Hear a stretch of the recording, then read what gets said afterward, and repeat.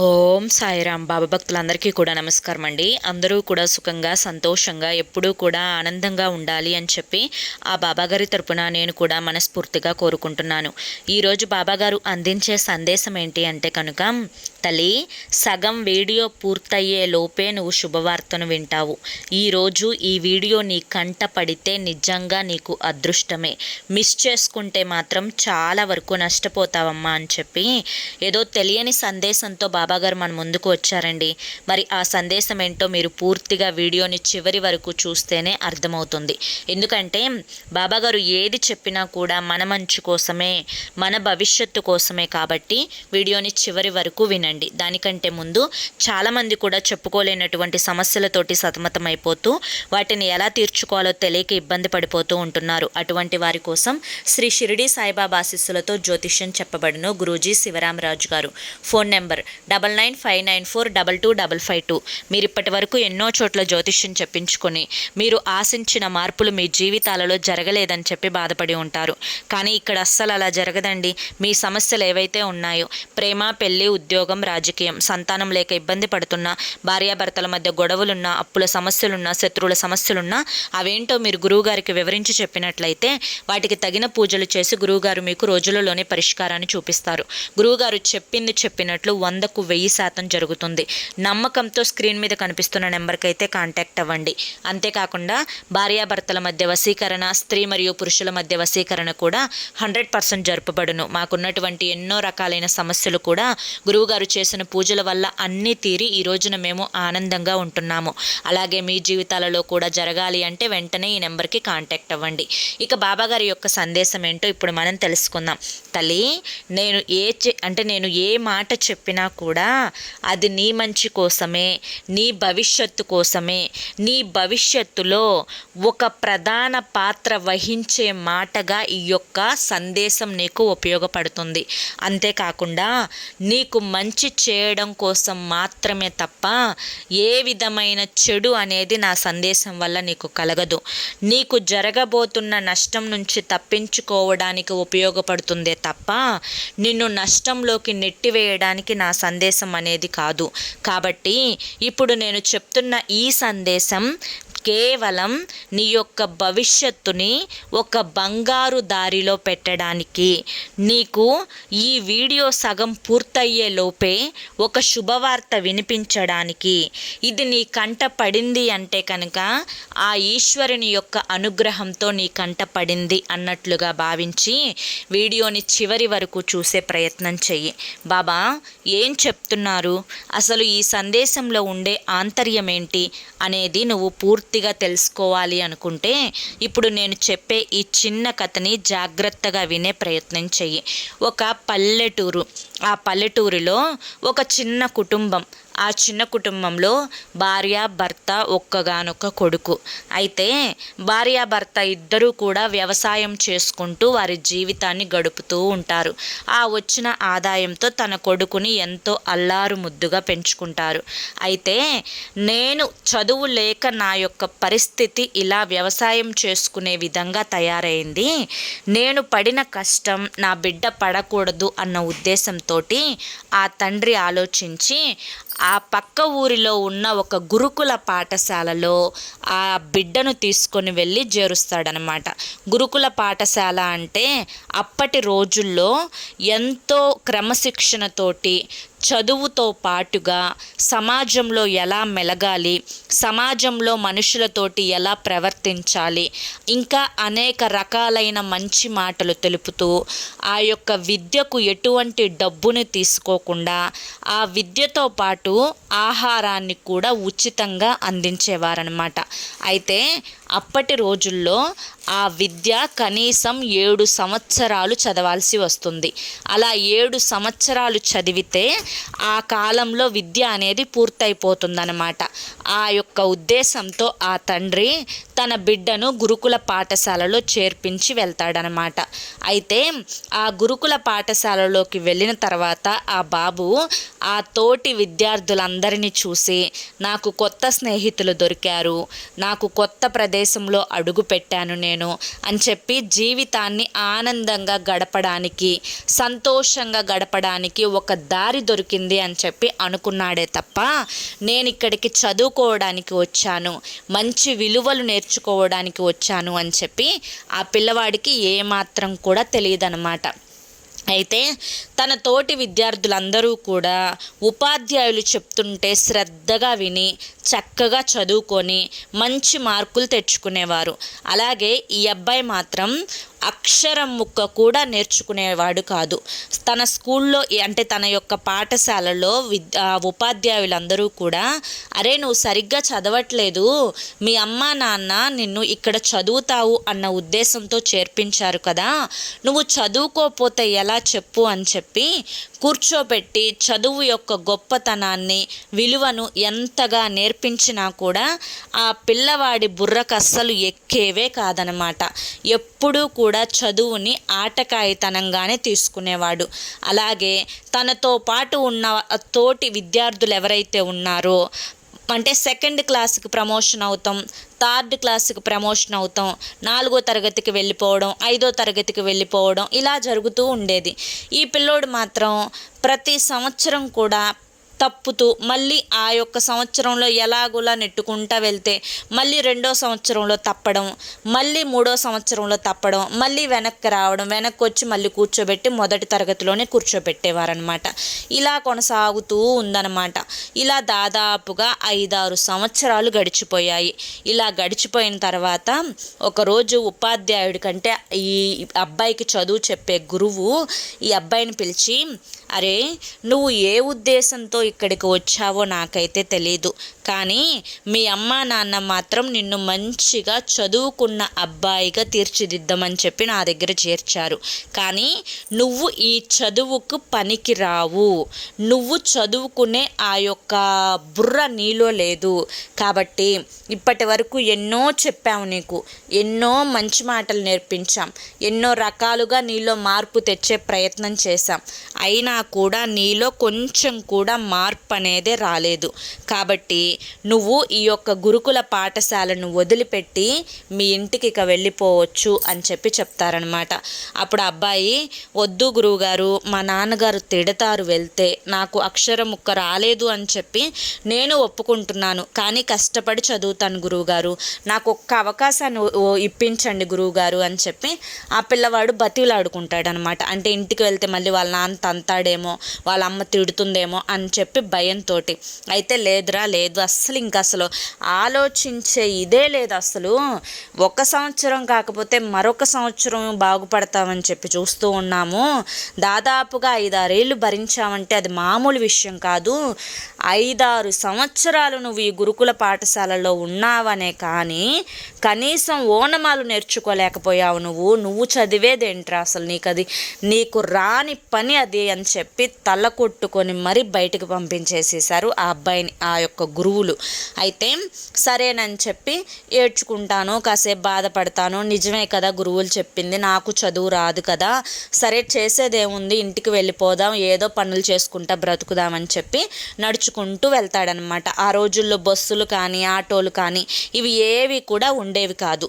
అయితే ఆ అబ్బాయి నడుచుకుంటూ ఒక చిన్న పల్లెటూరు దగ్గర దాకా వెళ్తాడు. పిల్లోడికి నడిచి దాహం వేస్తుంది. దాహం వేసి అక్కడ ఒక పెద్ద బావి ఉంటుందన్నమాట. ఆ బావి దగ్గరికి వెళ్ళి మంచినీళ్ళు తాగుదాం అనుకుంటాడు. అక్కడ చాలామంది ఆడవారు మగవారు అందరూ కూడా ఉంటారు. ఆ బావిలో ఒక పెద్ద చాంతాడుకి ఒక కడవను కట్టి ఆ కడవను ఉచ్చుముడి వేసి ఆ కడవను బావి లోపలికి పడేసేసి నీళ్లు లాగుతూ ఉన్నారు. అలా లాగే ప్రక్రియలో ఒక పెద్ద బండరాయి మీద చాంతాడు వేసి లాగుతున్నారు. అంటే ప్రతి ఒక్కరూ కూడా అదే స్థానంలో ఆ బండరాయి మీద కింద చాంతాడు నుంచి నీళ్ళల్లోకి కడవను వేసి నీళ్లు లాగాలన్నమాట. ఇలా ఎన్నో సంవత్సరాల నుంచి జరగడంతో ఆ చాంతాడు వేసిన రాయి కొంచెం అరిగి ఆ తాడు ఎలాగైతే మందంగా ఉంటుందో అంత మందాన లోతుగా గుంటలాగా పడుతుంది. అదేవిధంగా పక్కన బిందె ఎవరైతే పెట్టుకుంటారో ఆ బిందె పెట్టుకునే ప్లేస్లో కూడా గుండ్రంగా గుంట పడుతుంది. మీరు మీరు బావిని చూసిన వాళ్ళకైతే అర్థమవుతుంది. చిన్నప్పుడు ఇప్పటి రోజుల్లో అయితే బావులు లేవు, కానీ మా యొక్క చిన్నతనంలో బావులు ఉండే అన్నమాట. వాళ్ళు బిందె ఎక్కడైతే ఎక్కడైతే పెడతారో అక్కడ గుంటలాగా పడేది. అదేవిధంగా తాడు వేసే దగ్గర కూడా ఒక గుంటలాగా నున్నగా లోతుగా ఏర్పడేదన్నమాట. అదేవిధంగా అక్కడ కూడా ఏర్పడిందనమాట. ఆ అబ్బాయికి అది చూసి ఆశ్చర్యం వేసి, ఇంత పెద్ద బండరాయి ఇలా ఎలా కరిగింది, ఇలా ఎలా అరిగింది అని చెప్పి ఆ పక్కన వాళ్ళని అడుగుతాడు. అడిగితే ఏముంది నాన్న, రోజు మేము ఇక్కడ అంటే ఎంతోమంది, కొన్ని వందల మంది ప్రతిరోజు కూడా ఎన్నో సంవత్సరాల నుంచి ఇక్కడ తాడు వేసి లాగటం వల్ల ఈ తాడు దగ్గర అలా ముద్రలాగా పడిపోయింది, రాయి అరిగిపోయి. ఈ బిందె ఇక్కడే పెట్టుకొని మేము నీళ్లు పోసుకుంటాం, ఆ బిందె పెట్టిన దగ్గర గుంటలాగా పడింది. ఏదైనా కానీ అంతే, అలా చెయ్యంగా అరిగిపోతూ ఉంటుంది.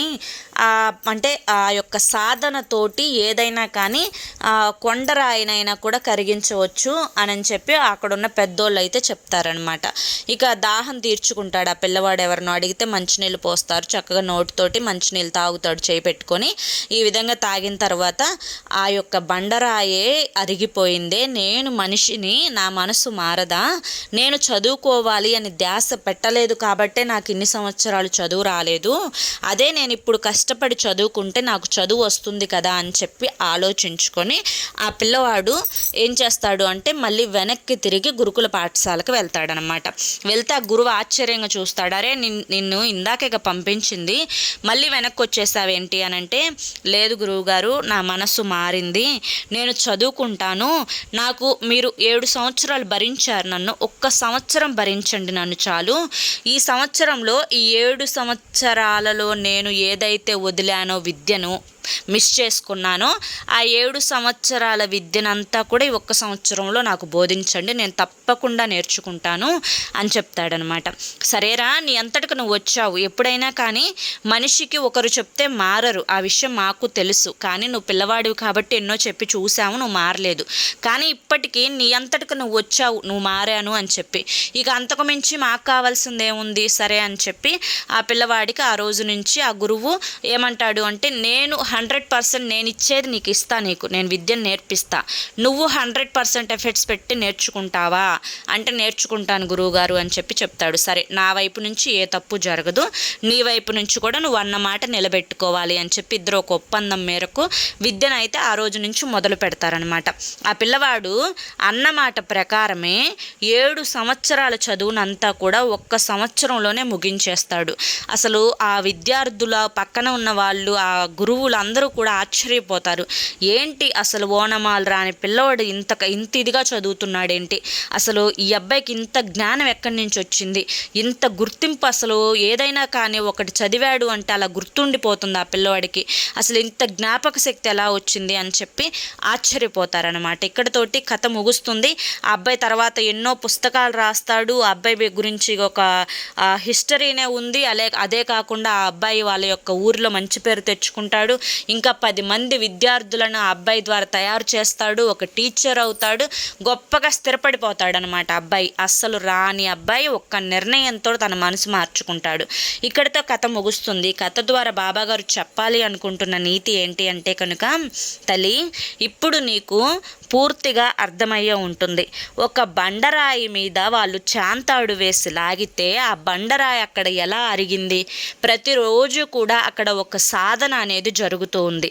అదేవిధంగా ఒక బిందె పెట్టిన దగ్గర అంత లావు రాయికే గుంట ఎలా పడింది, అది కూడా అక్కడ రోజు పెట్టడం వల్ల ఆ బిందె అక్కడ గుంటలాగా రాయి అరిగిపోయింది.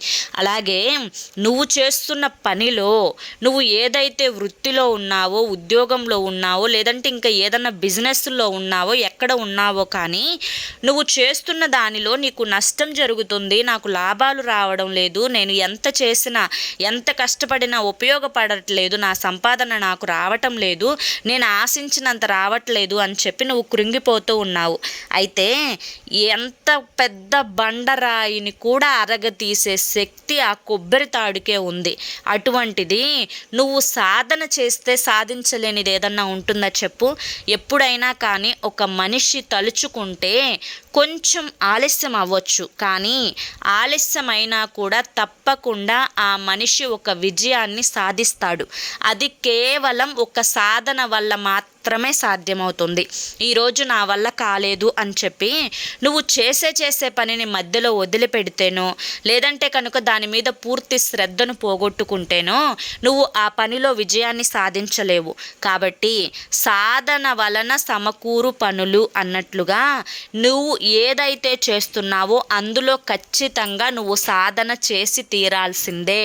నువ్వు ఖచ్చితంగా ప్రతిరోజు కూడా కష్టపడాల్సిందే.